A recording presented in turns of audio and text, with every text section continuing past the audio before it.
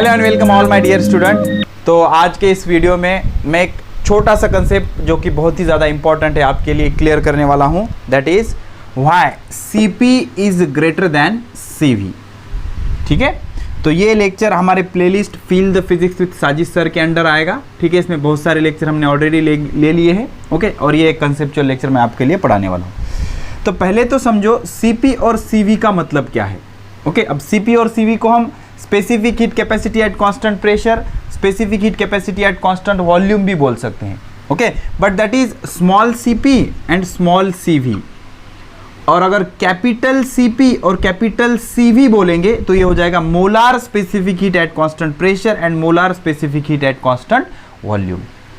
क्या होता है सर, ये क्या लॉजिक है? ये सीपी, ये सीवी, ये बड़ा सीपी, बड़ा सीवी, ये P for pressure, V for volume, P for pressure, V for volume. अब इसका और डिटेल, एकदम डिटेल में चाहिए आपको तो हमारा चैनल कोटा पैटर्न साइंस वाला, उसके प्लेलिस्ट पे चले जाओ। वहाँ पर फील द फिजिक्स विद साजिश सर नाम की एक प्लेलिस्ट है, उसमें बहुत बढ़िया बढ़िया लेक्चर है। उसमें एक लेक्चर है सीपी और सीवी से रिलेटेड, उसमें डिटेल इनका रिलेशन वगैरह सारी चीज़ें एक्सप्लेन की गई हैं। ठीक है, तो पहले तो इसको मैं अब रफली थोड़ा सा बताना पड़ेगा आपको। इसको बोलूँगा मैं molar specific heat at constant pressure, eight constant pressure.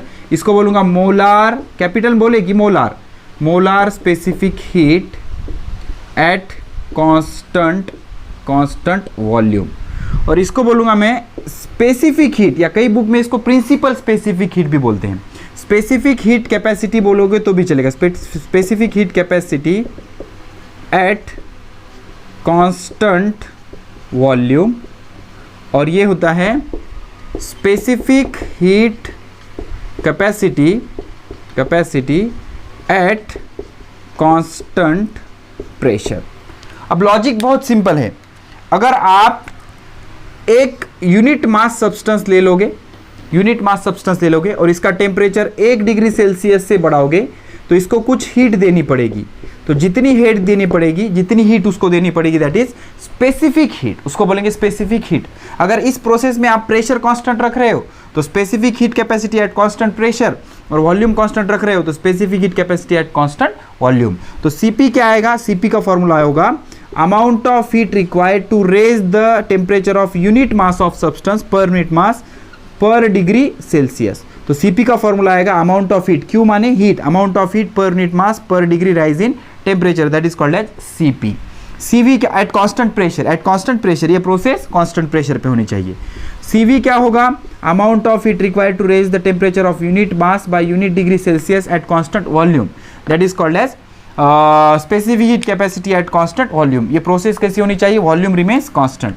अब ये जो सीपी है मोलार वाला, तो यहाँ पर इन दोनों के टाइम में आपको 1 मोल सब्सटेंस लेना पड़ेगा। कितना सब्सटेंस? 1 mole substance. मोल क्या है? मोल कंसेप्ट पे भी हमारा फील द फिजिक्स उसी प्लेलिस्ट में एक लेक्चर है, देख लो आप। ठीक है, मैं ऐसे कंसीडर करता हूँ कि आपको मोल कंसेप्ट पता है। तो अगर आपने 1 मोल सब्सटेंस ले लिया तो that is called as big CP, बड़े वाला सीपी। तो इसकी डेफिनेशन होगी amount of heat required to raise the temperature of 1 mole per mole, n माने number of mole, per mole of substance per degree Celsius at constant pressure, that is called as molar specific heat capacity at constant pressure. ये चीज कब? जब pressure constant होगा। और बड़ा वाला CV मतलब amount of heat required to raise the temperature of 1 mole of substance by 1 degree Celsius, that is called as molar specific heat capacity at constant volume. तो 1 किलोग्राम सब्सटेंस का temperature अगर 1 degree Celsius से बढ़ाना है constant pressure पे, तो specific heat capacity at constant pressure, constant volume पे specific heat capacity at constant volume.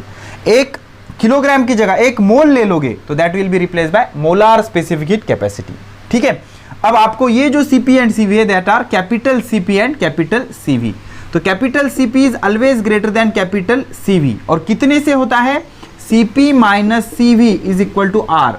This is called as Mayer's relation. और इसका प्रूफ भी हमने ऑलरेडी एक वीडियो लिया हुआ है, उसमें अवेलेबल है। लेकिन ये आएगा 11th 12th केमिस्ट्री के सिलेबस में या फिजिक्स के सिलेबस में, थर्मोडायनेमिक्स चैप्टर में आपको इसका वीडियो मिल जाएगा। CP minus CV is equal to R, Mayer's relation, इसको बोलते हैं मेयर्स रिलेशन। तो आर की वैल्यू होती है 8.314 जूल पर केल्विन पर मोल। तो आज का टॉपिक है कि क्यों होता है सर सीपी सीवी से ज़्यादा क्यों होता है। तो इसके पहले आपको समझना होगा सीपी क्या है और सीवी क्या है। सीपी माने कांस्टेंट प्रेशर पे amount of heat requires to raise the temperature of 1 mole substance by 1 degree Celsius, और CV मतलब कांस्टेंट वॉल्यूम पे amount of heat required to raise the temperature of 1 mole substance by 1 degree Celsius. तो CP हमेशा CV से ज्यादा क्यों होता है, ठीक है। तो मान लो हम क्या करेंगे, 2 कंटेनर लेंगे, 2 कंटेनर ले लेंगे। अब ये फॉर्मूले आपको हमने क्लियर करवा दिए। तो अब मैं एक्सप्लेन करने जा रहा हूं कि CP ग्रेटर क्यों है CV से। Molar specific heat capacity at constant pressure is greater than molar specific heat capacity at constant volume. ऐसा क्यों है? तो मैं क्या करूंगा, 2 कंटेनर लूंगा, ओके। अब मुझे क्या करना है, इस कंटेनर में मैंने 1 मोल गैस लिया, ठीक है, और इस कंटेनर में मैंने 1 मोल गैस लिया, ओके।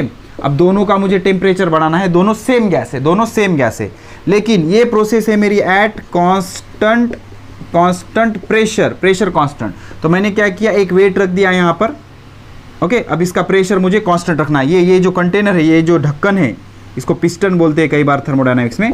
ये जो ढक्कन है, इसको मैंने ऐसे किया, और ये जो मूवेबल है। अब यहाँ पर मुझे क्या करना है, वॉल्यूम कांस्टेंट रखना है एट कांस्टेंट वॉल्यूम। तो वॉल्यूम कांस्टेंट रखना होगा, तो मैं क्या करूंगा, इसको कंप्लीटली पैक कर दूंगा, बंद ही कर दूंगा। मतलब यहाँ पर चांस है क्या, इसको ऊपर नीचे करने के लिए कोई चांस नहीं, वॉल्यूम कांस्टेंट, ऐसे वॉल्यूम कांस्टेंट रहेगा, ठीक है। अब मैं क्या करूंगा, इनको हीट करना शुरू करूंगा, ठीक है। ये दोनों को हीट करना शुरू करूंगा मैं, और अब मैं नोट करूंगा कि किसका टेम्परेचर जल्दी बढ़ रहा है। तो मैंने ऑब्जर्व किया कि इसका टेम्परेचर जल्दी बढ़ जाएगा 1 डिग्री सेल्सियस से। तो ऐसा क्यों हुआ, जब मैंने इसको क्यू हीट सप्लाई की तो 2 चीजें हुई। एक तो इसकी इंटरनल एनर्जी बदली, ओके। लेकिन यहां पर दूसरी चीज नहीं हुई, एक्सटर्नल वर्क डन नहीं हुआ, ओके। एक्सटर्नल वर्क डन कितना हुआ, 0। क्यों?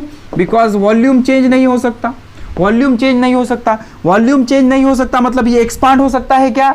नहीं हो सकता। तो एक्सपांड हो नहीं सकता मतलब जो कुछ भी हीट दी जा रही है, सारी हीट इंटरनल एनर्जी के लिए यूटिलाइज हो रही है, काइनेटिक एनर्जी बढ़ रही है। और एक चीज याद रखना, किसी भी गैस की काइनेटिक एनर्जी मेजर करना मतलब उसका टेम्परेचर मेजर करना। तो अगर इसकी इंटरनल एनर्जी बढ़ रही है मतलब इसकी काइनेटिक एनर्जी बढ़ रही है, मतलब इसका टेम्परेचर बढ़ेगा। तो कांस्टेंट वॉल्यूम पे आपने जो हीट सप्लाई की, सारी की सारी हीट इंटरनल एनर्जी बढ़ाने के काम आई। तो आप बोलोगे सर दूसरा ऑप्शन क्या है, वर्क डन किया जा सकता था, लेकिन यहां पर वॉल्यूम चेंज होने का अलाउड है क्या? नहीं, बिकॉज कांस्टेंट वॉल्यूम है, इसलिए वॉल्यूम ही चेंज नहीं होगा, तो वर्क डन कितना होगा? 0। तो जितनी भी आप हीट सप्लाई करोगे, सारी की सारी हीट ये जो सिस्टम है, ये जो कंटेनर है, इंटरनल एनर्जी बढ़ाने के लिए यूज करेगा, मतलब उसकी काइनेटिक एनर्जी बढ़ेगी, मतलब उसका टेम्परेचर बढ़ेगा। लेकिन यहां पर अगर आपने इसको हीट दिया, जो हीट आप इसको सप्लाई कर रहे हो, अब यहां पर वॉल्यूम बदलने के लिए परमिशन है, प्रेशर कांस्टेंट रखना है सिर्फ। तो यहां पर वॉल्यूम चेंज होना अलाउड है, मतलब यहां पर डेफिनेटली कुछ वर्क होगा और कुछ इंटरनल एनर्जी भी चेंज होगी। तो यहां पर आप जो हीट सप्लाई कर रहे हो, वो 2 रीजन के लिए यूज करोगे। एक तो वर्क डन करने के लिए, बिकॉज एक्सपांशन अलाउड है, दूसरा इंटरनल एनर्जी के लिए। तो यहां पर आपको ज्यादा हीट देनी पड़ेगी, ज्यादा देर तक हीट देनी पड़ेगी, मतलब कांस्टेंट प्रेशर के टाइम आपको ज्यादा हीट देनी पड़ेगी। और आपको पता है CP क्या होता है, Q divided by N delta T, और CV क्या होता है, Q divided by N delta T। तो कांस्टेंट वॉल्यूम के टाइम आपको कम हीट देनी पड़ रही है, और कांस्टेंट प्रेशर के टाइम आपको ज़्यादा हीट देनी पड़ रही है। दोनों सब्सटेंस 1 मोल है, इसका भी टेम्परेचर 1 डिग्री सेल्सियस से बढ़ाना है, इसका भी टेम्परेचर 1 डिग्री सेल्सियस से ही बढ़ाना है। तो यहाँ की अगर हीट ज़्यादा है तो CP क्या हो जाएगा, ज़्यादा हो जाएगा, और CV क्या हो जाएगा, कम हो जाएगा। लॉजिक बहुत सिंपल, बहुत आसान है कि भाई किसी कंटेनर का आप प्रेशर कांस्टेंट रख रहे हो, मतलब वहां पर वर्क डन होने के लिए परमिशन है। तो जो कुछ भी आप हीट दे रहे हो, वो हीट 2 चीजों के लिए यूज होगी, एक वर्क डन के लिए, दूसरा इंटरनल एनर्जी चेंज के लिए। और जितनी भी इंटरनल एनर्जी चेंज होगी वो टेम्परेचर बढ़ने में कंट्रीब्यूट करेगी।